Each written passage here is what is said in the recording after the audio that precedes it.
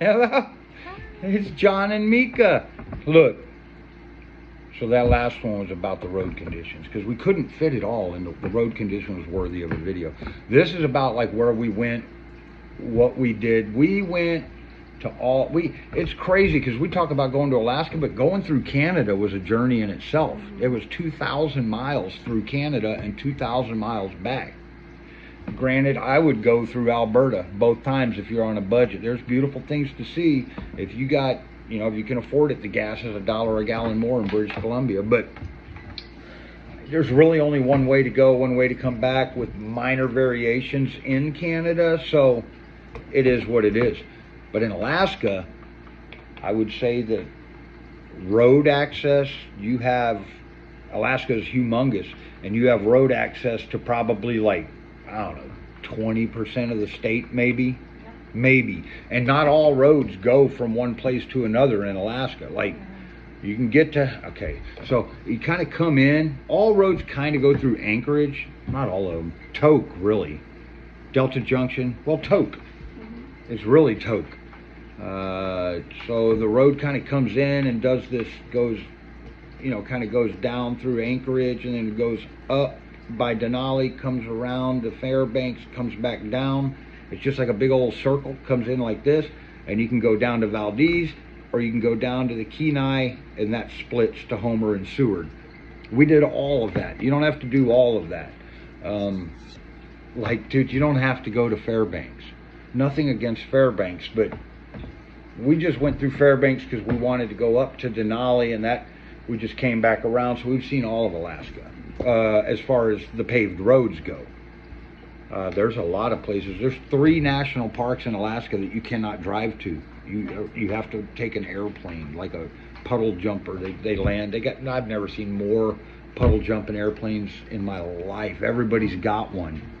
Everybody's got a 4-wheel drive van and an airplane, or a boat. You can get to a lot of places by boat. The inside, there's a ton of places down the Panhandle. Juneau, the capital of Alaska, we didn't go there. There's not a road to Juneau. You can't get to Juneau by road. They have roads in Juneau. I mean, Juneau's like, I don't know, 5,000 people, 10,000 people maybe. I don't know. It's the capital of Alaska, but you can't drive there. But you can go on a ferry. It'll take your car and drop you off, and then you can drive around Juneau, but you're starting to get into some money there.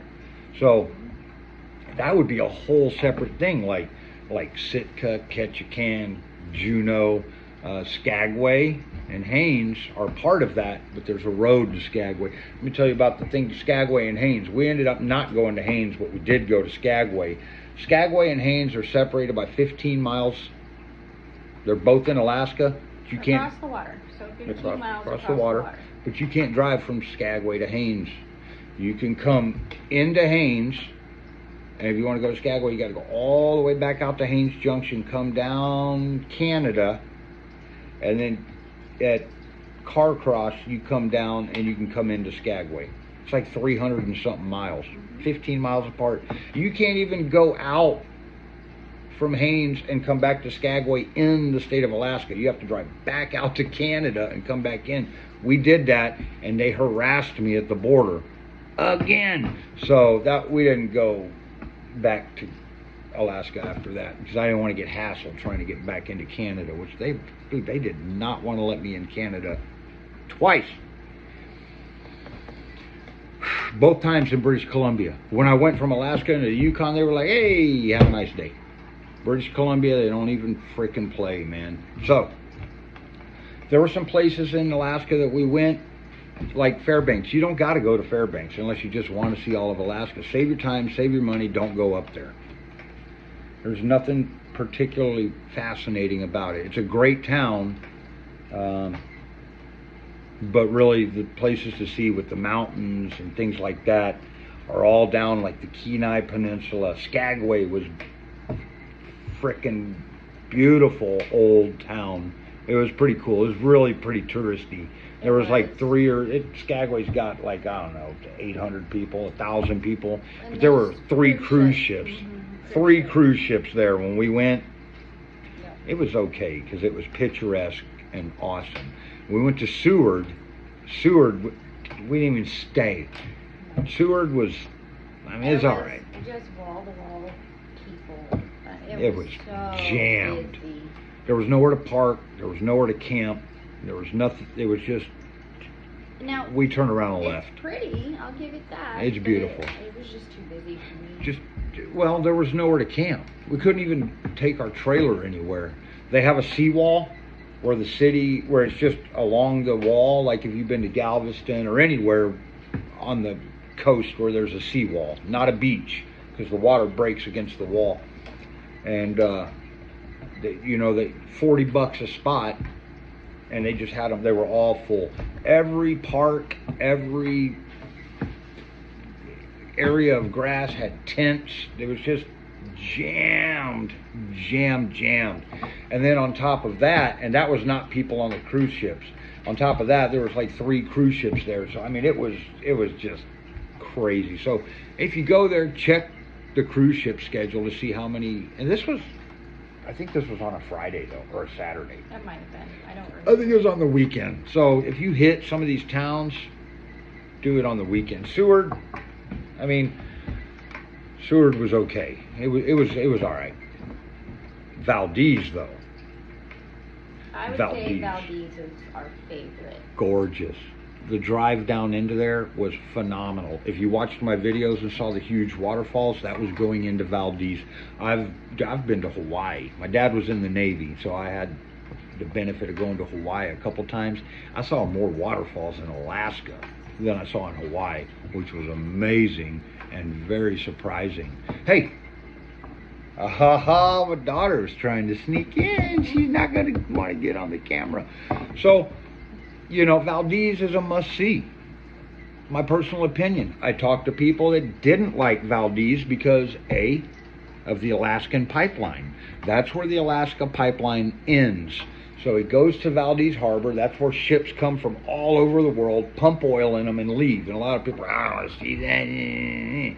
That's fine. Maybe you're one of those people. Don't go to Valdez. It's one of the most beautiful places I've ever been in my life. I can see past the oil tankers.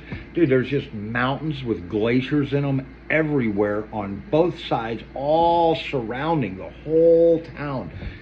Very beautiful. The town was very cool. A lot of people fishing.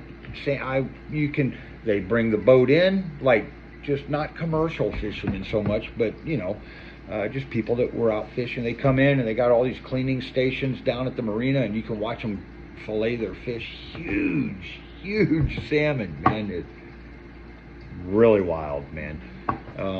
It's a very cool, very laid back town. It is a blue collar, red-blooded American town. You got some sort of a political agenda that prevents you from embracing that type. Probably shouldn't even go to Alaska at all. I mean, if Alaska is I don't want to get political about this.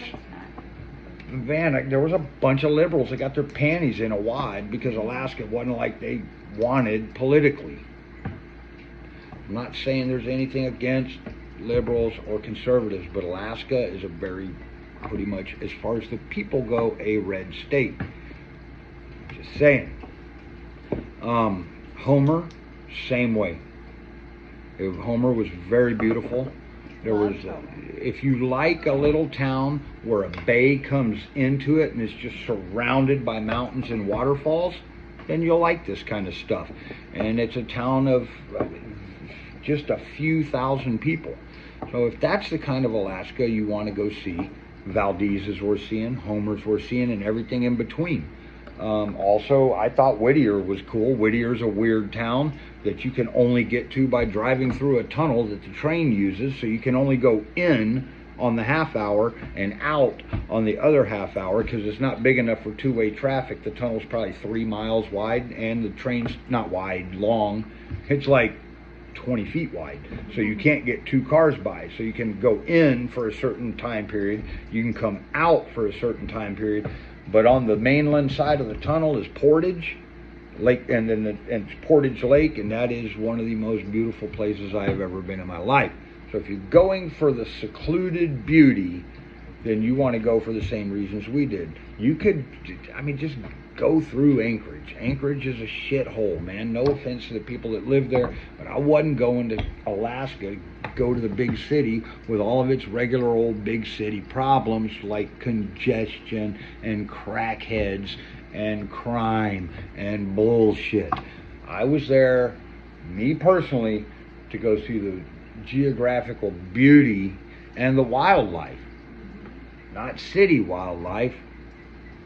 So if you go in, and they're in Portage, where you go into to Whittier, they have the Alaska Wildlife Conservation Center. That place is pretty cool too, if that's why you're going there, you know. So I mean, you know, if you've never been to Alaska, and you have the time and the money to go see all of Alaska, and you can make these decisions for yourself. But if you need to go to Alaska and you're like, man, I don't have a whole lot of time, but I want to go, and I would say, if you're on a super budget, the closest, coolest place to go would be Valdez. Just go into Alaska, man. I could go back to Alaska and just go in and go to Valdez and come back out and come home, and I would be happy. Just go to Valdez and stay there a week. I would be okay with that. You know, we went to Denali. One of the things about Denali, where Mount McKinley is, or they've changed the name to Mount Denali, because that was the original native name, and it should have never been called Mount McKinley because white man bad. That place, like only 10% of the people that go there even see Mount Denali because it's always up in the clouds. You got to understand that, like, if you go see the mountains in Colorado, this is the difference between Alaska and Colorado. When you go see the 14,000 foot mountains in Colorado, which are beautiful, the ground you're standing on is usually about 7,000 or 8,000 feet. So you're already 7,000 or 8,000 feet elevation, and you're just seeing the top 6,000 or 7,000 feet of this mountain. Alaska is at sea level, so a 20,000 foot mountain like Mount Denali is way the F up there. You're not just seeing the top 7,000 feet of it, you're seeing all 20,000 feet of it, which makes these mountains ginormous. Like when you're in Homer or you're in Valdez, you're at sea level, and these mountains are not humongous. They're only about 9,000-10,000 feet. Little baby mountains, but they look humongous because you're seeing a lot more of the mountain. So the clouds are usually surrounding Mount Denali, so you're taking your chances there. We were lucky enough that we actually saw Mount Denali, but by the time, and that was from like 100 and something miles away. By the time we got to Denali National Park, I didn't even know where the mountain was. I couldn't see it. But it's not the only mountain. There's all sorts of other mountains there. Denali's okay. To be quite honest, before I went up there, everybody's heard of Mount Denali. Everybody's heard of Denali National Park. Oh, it's so beautiful. You got to go to Denali National Park. Yeah, it was all right, but if you can't see the mountain, there's really nothing to do. Wrangell St. Elias National Park?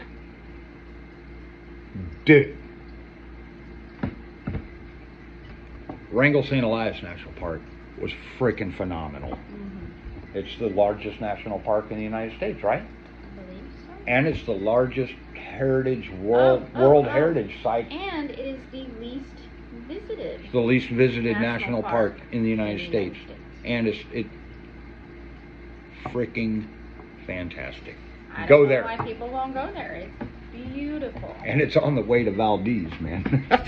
You could come in, go to Wrangell St. Elias National Park, which is, dude, I've been there and I've been to Denali, and I'm not a moron. And I'm telling you, Wrangell St. Elias is way, way awesome. Better than Denali, in my experience. And then you could just hook down and go to Valdez and then turn around and come back out. If you were truly on a budget and you wanted to go to Alaska and see some gorgeous shit, I can tell you, Homer, Seward, Valdez, these are all coastal towns. There was nothing in Homer or Seward that you wouldn't see in Valdez. But if we had gone to Homer and Seward first and then come out and then come into Valdez, I would have said, damn, Valdez has a lot more to offer than either one of those other two towns. They're all very similar coastal towns, but Valdez was the one. Inland, Anchorage was cool because around it, the Turnagain Arm and the inlets and getting to Portage and Whittier, that was all beautiful drive, and there's a lot of cool stuff to do there. If you're a city guy, But you have to do that if you're going Yeah. to Homer. the or Kenai Peninsula, you have to go through Anchorage. It's the only way. Yeah. And actually, the only way you wouldn't go through Anchorage is if Valdez was the only place you were going. I can't talk enough about Valdez. I love Valdez. We tried to get married in Valdez. It just didn't happen. Homer was fantastic. Homer was fantastic. This video is pretty fucking long, man. I don't know that we say anything about what to do, what not to do. Just go to Wrangell St. Elias National Park in Valdez and come home and say you enjoyed Alaska. Oh, you do the Lulu Bell in Valdez. Do the Lulu Bell. Tour is fantastic. But you got to remember, the guy narrating the tour is not necessarily.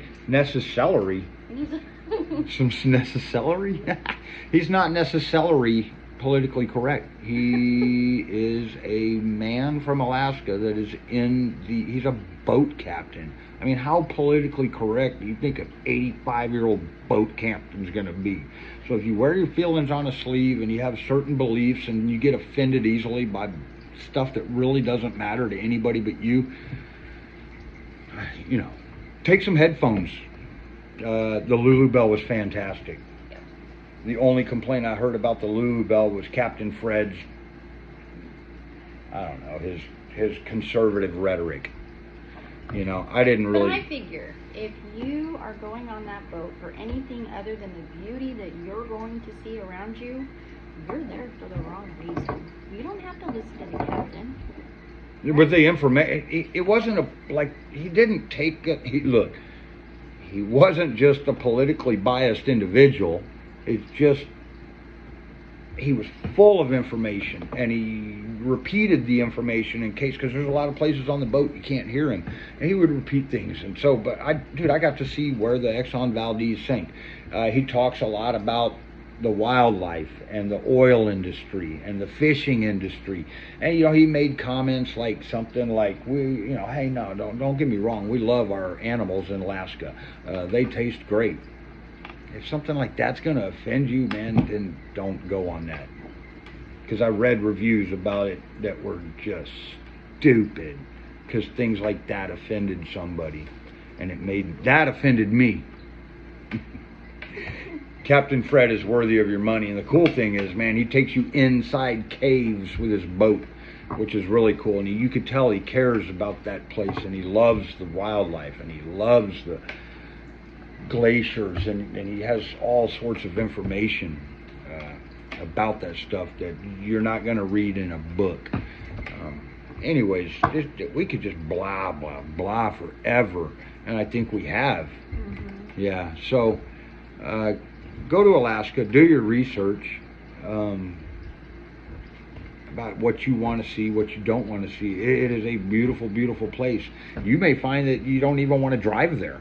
Maybe you want to fly in and now I will say, puddle jump. If you do drive, there's some great resources for you. There's groups on Facebook about RVing to Alaska. There is the Milepost, which was fantastic. I'm so glad we had that because it helped along the whole thing. It tells you pullouts and places to see, and it was just great. Oh yeah, you need the Milepost if you go. But to be quite honest, we went for 60 days. If you wanted to, you could probably get, and especially if you're rolling solo, you could probably get a badass inside passage cruise ticket that sails out of Bellingham, Washington, which is basically Seattle. And it goes up through the Panhandle, it goes to Juneau, it goes to Sitka, it goes to Ketchikan, it goes to Skagway, and it even might, depending on the package you get, it might come around to Seward or Homer. If you do the Kenai, you could probably get a cruise ticket like that for what we paid in gas. Especially if you're solo. So, I mean, the way we went was one thing. That was a lot of driving, a lot of gas, but we saw a lot of Alaska when we went inland.